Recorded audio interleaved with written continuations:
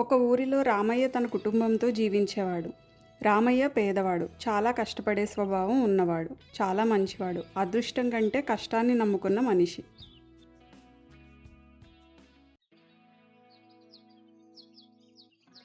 అదే ఊరిలో రామయ్య దగ్గర బంధువు అయిన రంగయ్య ఉండేవాడు. రంగయ్య చాలా బద్ధకస్తుడు, దురాశపరుడు, కష్టపడటానికి అస్సలు ఇష్టపడడు.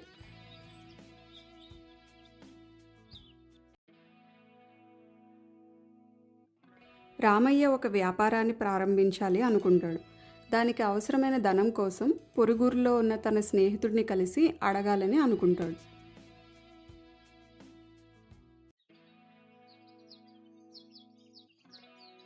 రామయ్య స్నేహితుడిని కలవడానికి పొరుగురు బయలుదేరతాడు.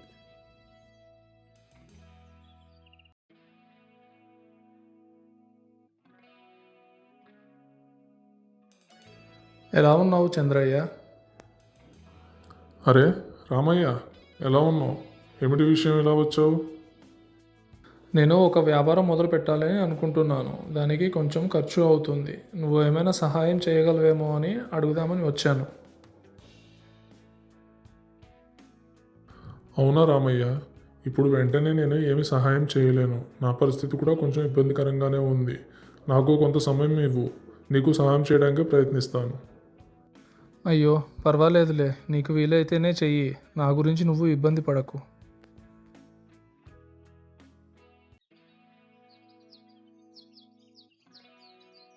రామయ్య నిరాశతో తిరుగు ప్రయాణం అవుతాడు. మార్గం మధ్యలో కాసేపు విశ్రాంతి తీసుకోవటానికి అడవిలో ఒక చెట్టు క్రింద కూర్చుంటాడు.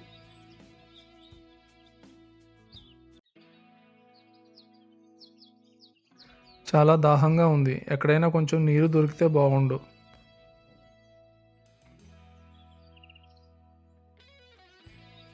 ఇదేమిటి, నీరు దొరికితే బాగుండు అనుకోగానే ప్రత్యక్షమయ్యాయి.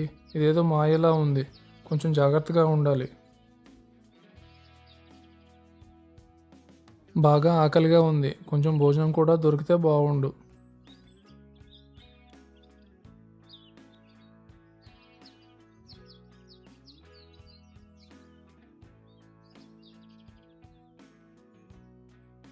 రామయ్య భోజనం చేసి అడిగినవి అన్నీ వస్తున్నాయి. నా వ్యాపారానికి కావాల్సిన ధనం కూడా వస్తుందేమో, ఒకసారి అడిగి చూద్దాం అని అనుకుంటాడు. నేను ఒక వ్యాపారం ప్రారంభించాలి అనుకుంటున్నాను. దానికి సరిపడా ధనం కావాలి.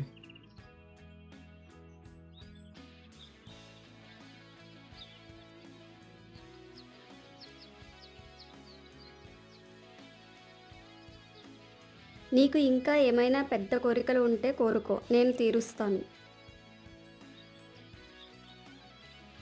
ఇదేమిటి, చెట్టులో నుండి మాటలు వినిపిస్తున్నాయి. దొరికిన దాంతో సంతృప్తి పడాలి, అత్యాశకు పోకూడదు. నాకు ఇంకేమీ కోరికలు లేవు. చేసిన సహాయానికి చాలా సంతోషం. రామయ్య దొరికిన ధనాన్ని తీసుకుని హడావిడిగా అక్కడి నుండి బయలుదేరాడు.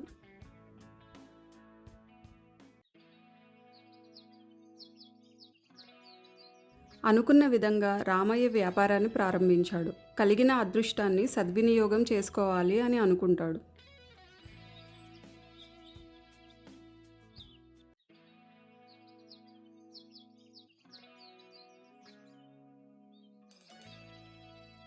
ఏమిటి రామయ్య, వ్యాపారం ఎలా ఉంది? అకస్మాత్తుగా ఇంత ధనం ఎక్కడి నుంచి వచ్చింది నీకు? ఏదో అదృష్టం కొద్దీ ధనం సర్దుబాటు అయ్యింది. అందుకే వ్యాపారం ప్రారంభించాను. రంగయ్య ధనం ఎక్కడిది అని రామయ్యను విసిగించడం మొదలుపెట్టాడు. ఎంత చెప్పినా రంగయ్య వినకపోవడంతో రామయ్య జరిగినదంతా చెప్పాడు.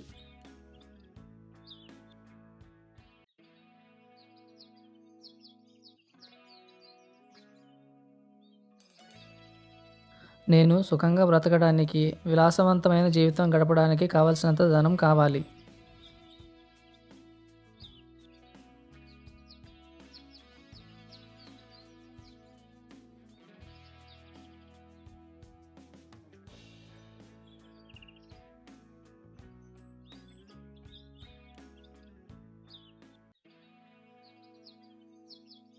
ఊరికే ధనం దొరికేటప్పటికి రంగయ్య ధనాన్ని విచ్చలవిడిగా ఖర్చు చేసి మళ్ళీ ఆ చెట్టు దగ్గరికి వెళ్ళి ధనం తెచ్చుకునేవాడు. అలా ఆ చెట్టు దగ్గరికి మూడోసారి వెళ్ళాడు.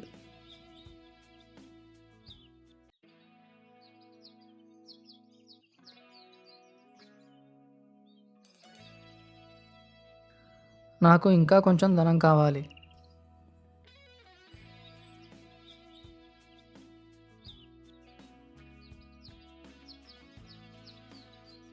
ఇంకా ఏమైనా కోరుకో, ఇస్తాను. అవునా? సరే అయితే నాకు ఎంత ఖర్చు పెట్టినా తరగనంత ధనం ఇవ్వు.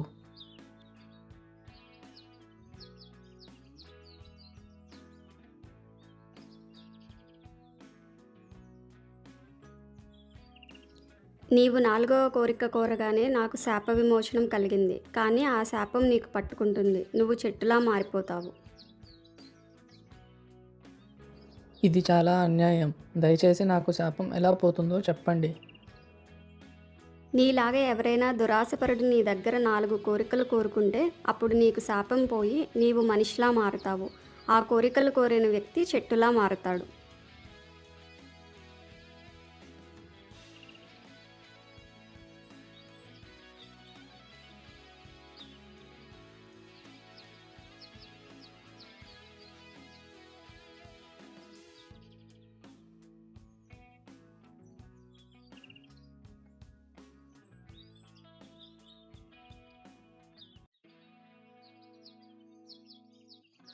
ఏ పనిలోనైనా కష్టాన్ని నమ్ముకున్న వారికి విజయం లభిస్తుంది. దురాశకు పోయిన రంగయ్య శాపానికి గురి అయ్యాడు. దురాశ దుఃఖానికి చేటు అనేది ఈ కథలోని నీతి.